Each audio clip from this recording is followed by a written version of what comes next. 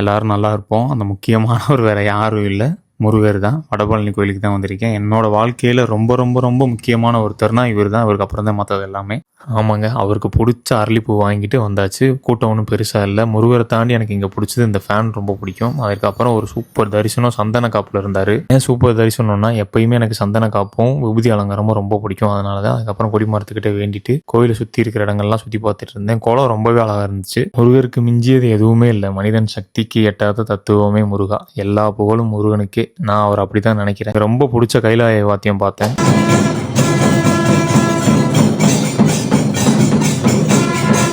கைலாய வாத்தியம்னாலும் எனக்கு ரொம்ப பிடிக்கும். அதுக்கப்புறம் சாமி தூக்கிட்டாங்க. நான் அங்கே தான் ஒரு விஷயத்த வியந்து பார்த்தேன். எனக்கு இந்த சாமி ஆடுறது, சாமி தூக்குறது எல்லாமே தெரியும். காசை கண்ணில் எடுத்தாங்க. இது பக்தியாக ஓகே, ப்ராக்டிக்கலாக பல்லாக்க வச்சுக்கிட்டு இது எடுக்கிறது ரொம்ப கஷ்டம். முருக பக்தர் எல்லாத்துக்குமே சொல்கிறேன், கண்டிப்பாக அவர் மேலே வச்சுருக்க நம்பிக்கையும் அவர் பக்தி வீண் போகவே போகாது. நம்பிக்கையோட மட்டும் இருங்க, நல்லதை கண்டிப்பாக நடத்தி காட்டுவார். அவ்வளோதாங்க. நல்லதே நினைப்போம், நல்லதே நடக்கும். எல்லா புகழும் முருகனுக்கே.